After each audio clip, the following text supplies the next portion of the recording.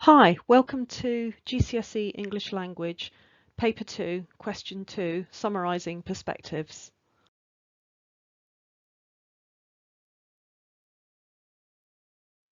Here is today's starter. How many different ways can you think of to say I think? Turn these phrases into formal English. Gonna, wanna, could've, would've and should've. In it. Fiction is creative writing or made up. Non-fiction writing is what? Will the two paper sources be fiction or non-fiction? Here are some other ways to say I think. In my opinion, it seems to me that, in my point of view, it's my view that, I consider, if you ask me, I believe, to my mind, as I see it, to my way of thinking. The dinosaur is back. Here are two. One's got commas, the other one's got a semicolon. I've got all these commas. How can we ever be together without forming a run-on sentence? That's a sentence that's separated from another sentence by a comma. Nothing can stop true love. Use a semicolon, you fool.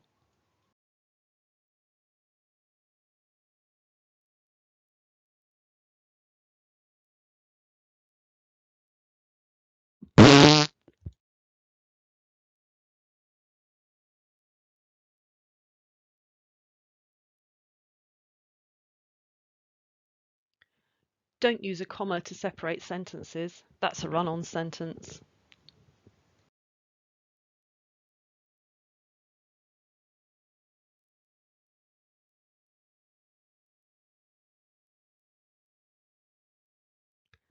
The lesson objectives today are that all learners will revise the marks, length and purpose of Paper 2, Question 2, be able to pick out facts from two factual passages about the Titanic disaster, be able to state differences between two factual passages about the Titanic disaster, and express answers suitably for a Paper 2 exam question.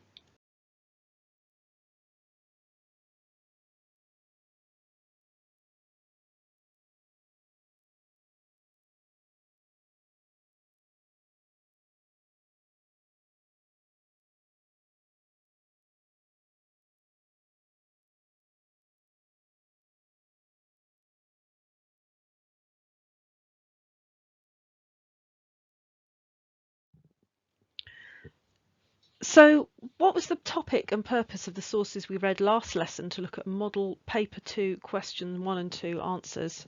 It was Christmas. The difference in the writer's views.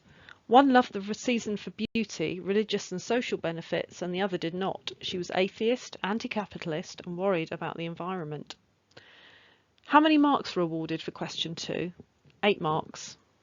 How many paragraphs should you write? 2. Each paragraph should get you 4 marks. What should be in your paragraphs?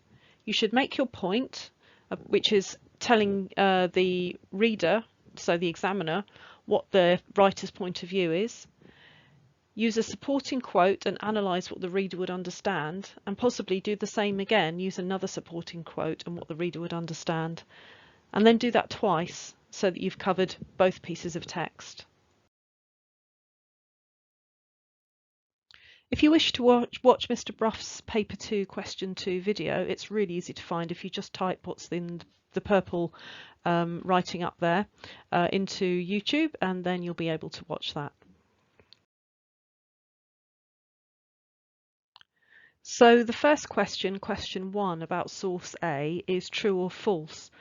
You're actually given 7 options in this question in this particular paper, which you received in your email. So you need to open that, and we'll listen to the first text before attempting question 1.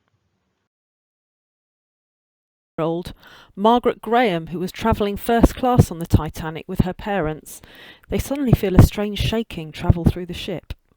Suddenly a strange shaking ran under me, apparently the whole length of the ship. Startled by the very strangeness of the shivering motion, I sprang to the floor. With too perfect a trust in that mighty vessel, I again lay down. Someone knocked at my door, and the voice of a friend said, "Come quickly to my cabin, an iceberg has just passed our window. I know we've struck one." No confusion, no noise of any kind, no immediate danger. Our stewardess came and said she could learn nothing. Looking out into the corridor, I saw heads appearing, asking questions from half-closed doors. All was still, no excitement, so I sat down again. My friend was by this time dressed. Still her daughter and I talked on, Margaret pretending to eat a sandwich. Her hand shook so that the bread kept parting company from the chicken. Then I saw she was frightened, and for the first time I was too. But why get dressed, as no one had given us the slightest hint of any possible danger? An officer's cap passed the door. I asked, "Is there any accident or danger of any kind?" "None so far as I know," was his polite answer, spoken quietly and most kindly. The same officer then entered a cabin, and a little distance down the corridor, and by this time I was suspicious, so I listened intently and distinctly heard, "We can keep the water out for a while." Then I realised the horror of an accident at sea. I dressed quickly, putting on a coat and skirt. Slippers were quicker to put on than shoes. The stewardess put on our life jackets, and we were taken to the deck above.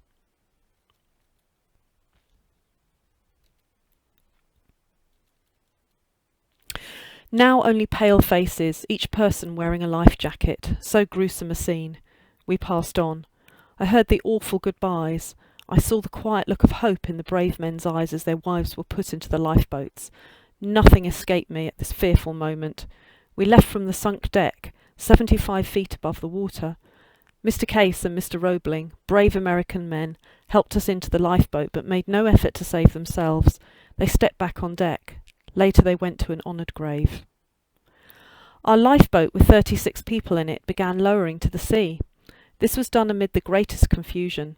Rough sailors were all giving different orders. No officer was aboard. As only one side of the ropes worked, our lifeboat at one time was in such a position that it seemed we must capsize in mid-air. At last the ropes worked together, and we drew nearer and nearer the black, oily water. The first touch of our lifeboat on that black sea came to me as the last goodbye to life. And so we moved off, a tiny boat on a great sea, rowed away from what had been a safe home for 5 days.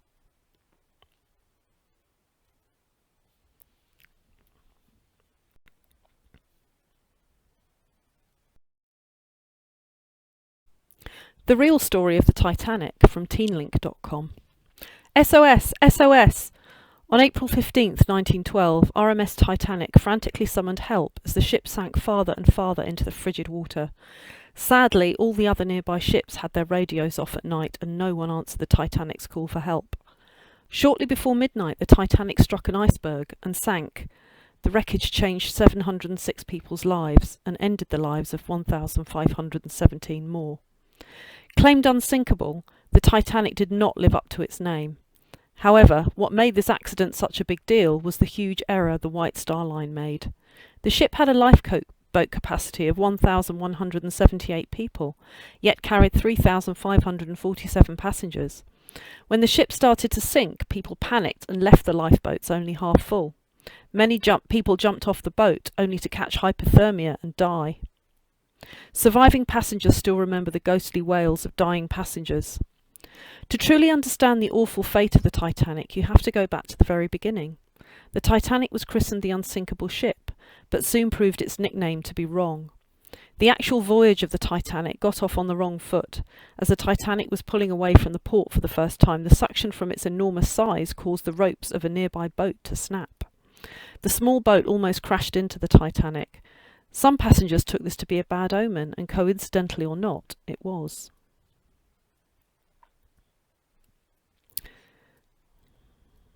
There are a number of odd rumours and legends about the Titanic, but most are false.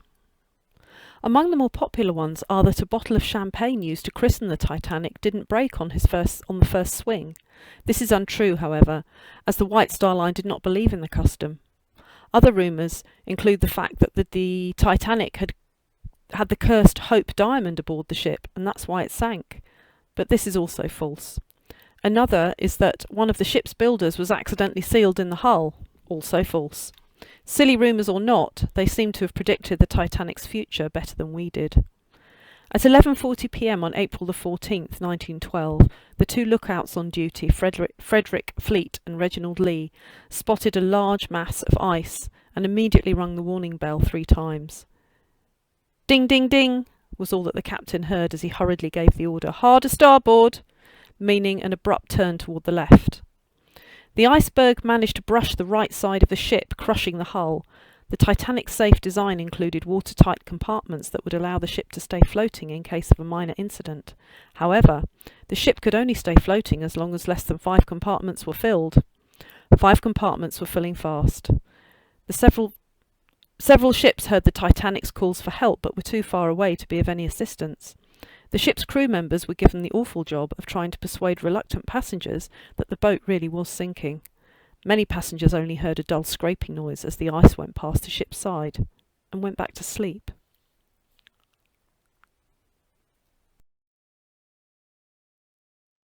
Question 2. Refer to source A and source B. Write a summary of the different perspectives of the sinking of the Titanic. Well, the perspectives can be first person or third person. One is personal, one is detached. Which is which?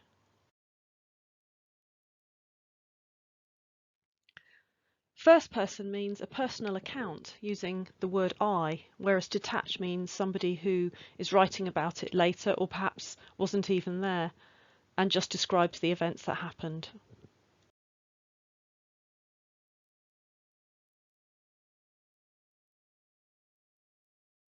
Describe this scene from a first person and a third person perspective.